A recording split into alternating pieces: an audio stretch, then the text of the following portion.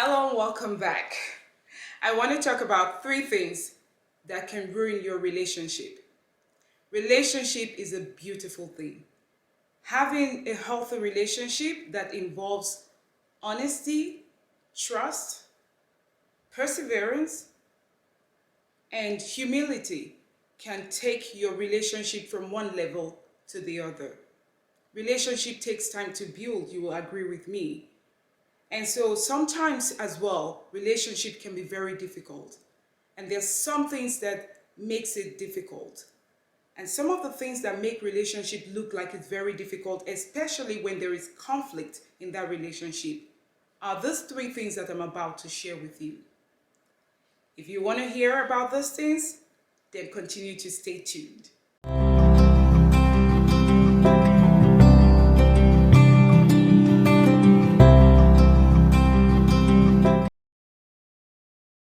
Okay? Now, let's talk about the three things that can ruin your relationship. The first is pride. Pride is a big culprit. Pride, they say, comes before a fall. And if you're not able to say you're sorry in a relationship, then you're proud. If you're not able to walk up to your partner and ask for forgiveness, then you're proud. If you're not willing to have that communication, because pride alters communication and connection, and that's not what you want. Because I know that as women and as men, they want to be in a healthy relationship. But if you are a person that has too much pride, then it will be very difficult for you to take your relationship from where it is right now to another level. And that might actually injure your relationship. Pride has done a lot of stuff, a lot of bad damages to our relationship. It has stopped us from actually communicating with the person we're supposed to be communicating with. The fact that we're not able to say we're sorry, the fact that we're not able to see that we're not right. Most times when you have pride, you don't see that you're not right. You always see yourself as the right person. I am right, I am right. I think he's at fault, not me. We always see that point. We always want to see that, when you're a proud person, when you are bringing pride into your relationship, you're never humble. You're never humble enough to actually tackle the situation or the issue, because like I said, it cuts you off from communicating effectively and also having that connection that will bring intimacy into your relationship, where you're close enough to apologize and let us trash this thing that is already on the table that is making us uncomfortable. And that's what pride does. It stops you from being happy enough to go meet the other person and talk to that person about the things that you're going through. Pride is the downfall of every relationship and leads to the death of a relationship. Okay? So, as women, we have to be humble. We have to be humble. Whatever it is in that relationship that is happening, pride shouldn't be one of the things that we bring in immediately. Because I've noticed and I've seen a lot of times where we're not able to open ourselves up because we feel that this person has done something wrong to us. Our significant other has done something wrong to us. And so I will not go and apologize. I will never go and talk to him. Why is he angry? Why is he angry? There's so many reasons why he's angry, and there's so many reasons why you're angry. But being able to be humble enough to open yourself to communicating and having that connection can actually help you. First step is to go to your partner and say to him, can we have a discussion? Can we have a healthy discussion? That is opening the way for communication. Number two, communication. Communication plays a whole lot of roles in our relationship. Not being able to communicate effectively can actually ruin your relationship. Most times, when there is pride in a relationship and we don't fix that pride, we're not able to communicate and connect with our partner. And so when we're about to communicate, or we get to the point where we are able now to communicate, it becomes very difficult. How do we communicate? What do we say when we're communicating with our partners? Do you scream? Do you talk softly? Do you just give an attitude when you're trying to talk to your partner? These are the things that you look out for. Are you showing attitude? Are you showing temper tantrums? Are you saying it in the right way that you're supposed to? Are you blaming as opposed to talking about the situation and putting it there on the table for you guys to actually digest it and dissect it and talk about the main problem? Or are you blaming that person and thinking you're communicating? Well, you may be thinking you're communicating, but you're not. You're actually pushing your partner away because of your attitude or the way you're going about it. Have you ever asked your partner, when is the right time for us to communicate? When do you think it's okay for us to sit down and talk about what is happening to both of us, to this relationship? Why is it that we're no longer happy? What is happening? Can we talk about it? When is the best time for us to talk about it? When he tells you the best time for you to talk about it, be of your best behavior. Sit down there and trash it. No matter how angry you are, people can read your body language. They can read your communication, whether it's verbal or non-verbal communication. And so when you put it right, he's able to carry you along and you're able to carry him along. And I assure you that the result will be absolutely amazing. So knowing when to, if you have children, when to have that discussion or when to have the communication is very important. And if you have children, put them to bed. Let them go to bed first so that you can have a very quiet environment where you can sit down and trash out things. If you are single or you're both living together, and you're married or you don't have kids yet, you can also go to a restaurant or somewhere very nice. You know what the restaurant does, right?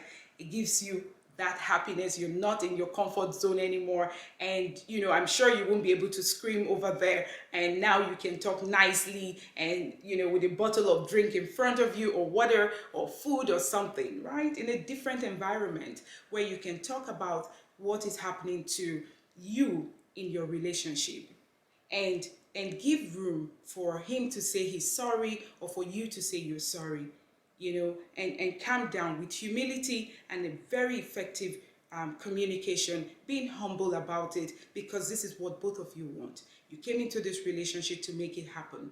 It is not a time for pride or to blame each other. It is a time for you to talk about what has happened and what is making you sad and what is making him sad, or what is actually affecting this relationship that, if not handled properly, can ruin your relationship. I'm sure you want your relationship to be healed. I'm sure you want your relationship to be okay. I'm sure you want your relationship to be healthy. That brings me to the third culprit, which is comparison. And now when you have the opportunity to sit down with your significant other, your partner, don't start blaming him and talking about somebody else and comparing him to some other person or someone who you have had a relationship in the past. Because guess what? If your relationship was so good in the past, you would not be with that person right now. You would not be with the person you're with right now, right? It goes either way, right? And so you're with this person, you enjoy this person's company, you're enjoying, both of you are enjoying yourself together. You're in this because you want to be in this together. And so you draw your strength and your conversation around that by starting with, you know how much I care about you. You know how much I care about this relationship. We both care about this relationship. We both care about each other, and this is what is happening right now. And I don't think it should be happening. What can we do to resolve this situation? And let him speak. Let him tell you what he feels. And I know sometimes some people don't talk. They're not the kind of person that you can easily have that communication with. But when you make them understand that you're actually putting in 100% because you're not pressurizing them, but trying to make sure that you talk about the elephant in the room so that you can move forward, so that there won't be problems in the future, so that we can understand the reason why this thing is happening and so that it doesn't happen again. They get to that point where they really understand you because you were humble enough the first time, not pride, and now you have opened the way of a road or the door of communication. And not just communication, but a healthy communication, by not screaming, by talking about what has really happened to you and dissecting it right there and making him understand the reason why you started this relationship. Both of you came into this relationship together to start something beautiful, and something is wrong. How do we address it? Okay? And now there's no comparison. If you continue to compare the other person to somebody you've dated before, or compare him to somebody that your friend has as a husband or a lover or somebody, it's not healthy. Comparing someone even to yourself, feeling that, okay, maybe finances is a problem. Let me take finances as an example, okay? And you feel you're earning more and he's not, or your man feels he's earning more and you're not, and then that becomes the culprit, right? That becomes the problem in the relationship, right? He's comparing himself with you, or you're comparing yourself to him, and you're saying to him, I don't want this because I earn more, or I'm providing more, or I'm spending more, and you're not. I think it's a situation where both of you have to really, really sit down and talk nicely to each other. It doesn't really matter who is bringing what. When you're in a relationship, you've come together as partners. Whatever it's there for you guys to share, or come together for you guys to talk about, that will move your relationship from one level to the other, has to be spoken out, has to be respected, has to do with the love that both of you have for each other. Nothing else matters. Nothing else matters, because guess what?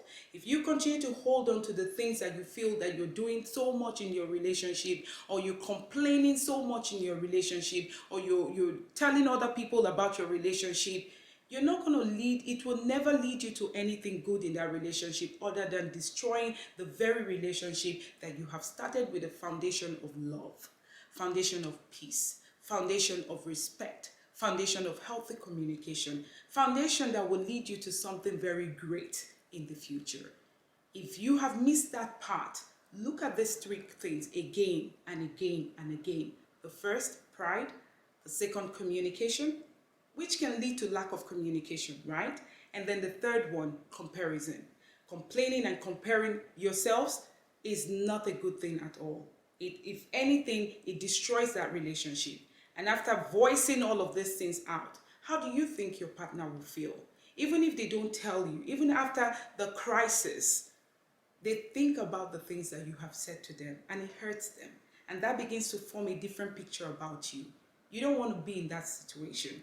And so if you're in that situation right now, you can actually redo it by opening the line of communication, being humble as you speak.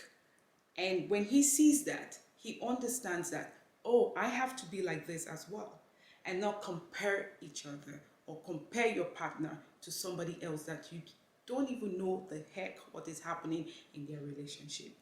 Your relationship is what matters. The man in your life is what matters. You matter to yourself, to your relationship, and how you carry it, and how you blend it, and how you work things out is what matters. I'm not interested in him, I'm interested in you, because I know that as beautiful women, if we're able to comport ourselves and adjust our crown properly, we'll be able to adjust our relationship. We'll be able to carry ourselves, in that relationship. And so if you're somewhere listening to me right now and you're struggling with your relationship, you don't know what is happening, or you do know what is happening, but you don't know how you've gotten to where you are, why don't you start first by being humble and open the lines of communication. Open the door. Look for that perfect time where you can sit down with your partner and communicate effectively with your partner. You will see that there will be results. You may not achieve it in one sitting, you may not in two sittings, but be rest assured that that person is listening to you, because you're making effort. Starting first and making the effort. And how you go about it is not by yelling. It's about reducing your voice, taking your voice down, and talk nicely, and reminding the person the reason why both of you came together to start this healthy relationship and this journey that is so beautiful. And he will remember, he will understand. And I hope that at the end of the day, after putting all of this into your relationship, you'll be able to get some results, better results. If you're watching me right now and you have something to add to what I just said, or you have implemented these things that I've told you and it worked for you, please leave it in the comment below. I want to read it. I want to read it. I can assure you I'm going to read it. Okay? All right. Until next time, keep adjusting your crown. I'll see you in the next video. Bye.